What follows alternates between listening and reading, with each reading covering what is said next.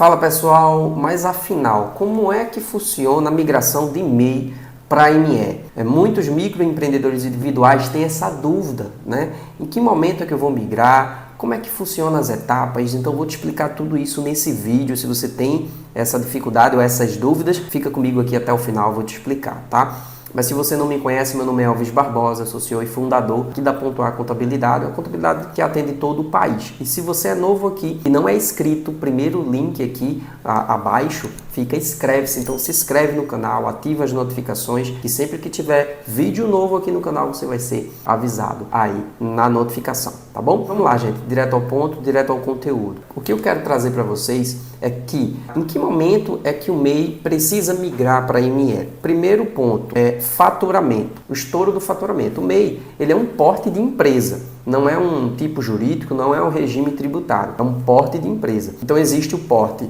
MEI, existe o porte ME, existe o EPP, né? E existe o SA, enfim, aí já vai para grandes empresas, médias e grandes empresas. Então o MEI, ele é um porte que fatura até 81 mil por ano, que dá ali 6.750 de faturamento por mês. Então se você é um MEI e já pretende passar esse faturamento, ou seja, se você já sabe que vai passar esse faturamento, você não pode abrir um MEI porque você vai estourar logo logo. E se você estourar sem desenquadrar, sem solicitar o desenquadramento, você recebe multa e penalidade da Receita. Então é recomendado já fazer um estudo e entender se no ato da abertura você já vai passar esse faturamento, tá? Caso não, aí você abre como MEI. Quando estiver próximo de estourar o faturamento, aí você faz a mudança para ME, que é um porte de empresa que fatura até 360 mil por ano. E aí sim, depois desses 360 mil, você vai para EPP, uma empresa de pequeno porte, tá? Esse é o primeiro ponto, faturamento. O segundo ponto é a contratação de mais de um funcionário. Então, o MEI,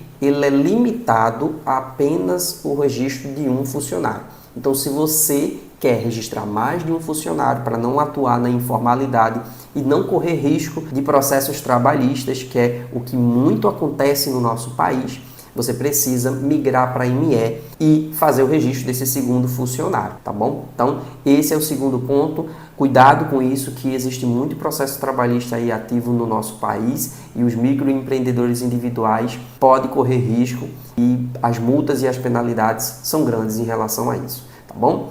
O terceiro ponto é em relação à inclusão de um novo sócio, de uma nova sócia. Então, o MEI, ele é singular, ou seja, você só pode ter você dentro ali daquele CNPJ. Se você quiser fazer uma sociedade, tem que mudar de MEI para ME e também mudar o tipo jurídico, né? Sair do empresário individual e ir para uma limitada, uma empresa de responsabilidade limitada, tá bom? Então, se você vai ter um sócio, precisa mudar de MEI para ME, tá? E o quarto ponto são as atividades. Se você vai abrir o MEI agora, você precisa se atentar à lista de atividades permitidas ali no MEI, porque tem muitas atividades que não permitem abrir MEI, tá? Não estão na listagem das atividades permitidas pelo microempreendedor individual. Então você tem que ter essa atenção. Se não tiver, você já vai ter que abrir uma ME direto, tá? Se você já está com o MEI aberto e pretende mudar para uma atividade que não está dentro das atividades do MEI, você também vai precisar dar baixa naquela empresa e abrir uma nova,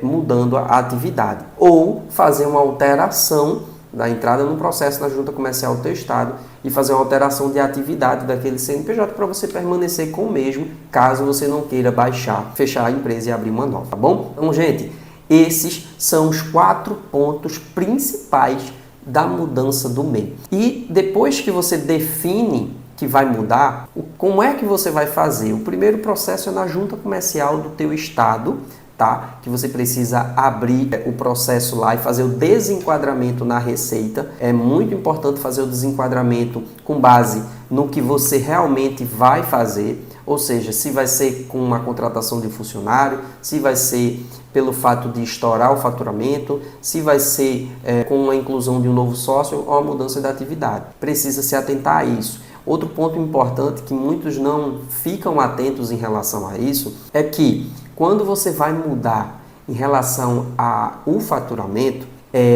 dependendo, né, de quando você estourou aquele faturamento, você pode retroagir ao início do ano. Então, se você por acaso estourou o faturamento e não informar para a Receita, quando você for fazer esse ato, a Receita pode pedir para você voltar para janeiro daquele ano que você está e recolher como microempresa, como Simples Nacional, desde aquele mês. Então, se você, por exemplo, está lá em agosto e fez o desenquadramento, mas estourou o sublimite do faturamento ali do mês, você vai precisar retroagir e recolher como microempresa desde janeiro. Ou seja, agora como Simples Nacional, todos os impostos são sobre o seu faturamento, é uma porcentagem. Então, você vinha pagando aquela alíquota fixa, né, a taxa fixa do mês, entre 70 e 80 reais, agora como ME não é mais.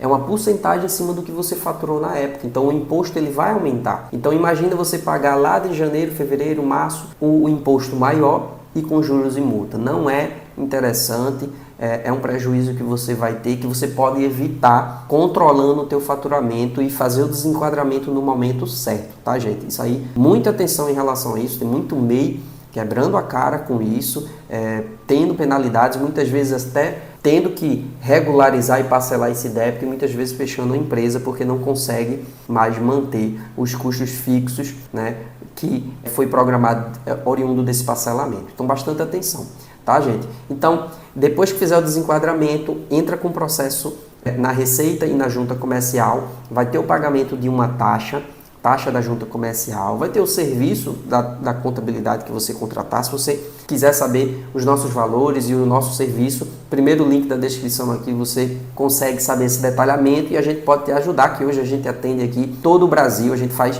desenquadramento e mudança de MEI para ME aqui todos os meses para dezenas aí de clientes por todo o país, tá bom? Então se precisar da ajuda, primeiro link da descrição. Então, depois que fizer o pagamento da taxa, pagamento do serviço de migração, é só aguardar o CNPJ ser transformado, porque vai ser emitido um contrato social atualizado da tua microempresa. E dali para frente, gente, vocês vão ter mais obrigações do que antes era como MEI. Agora você vai ter obrigações mensais e anuais. Mensais, você vai ter ali um custo com imposto, que antes você não tinha na proporção como ME, agora vai ser uma porcentagem em cima das notas que você vai emitir.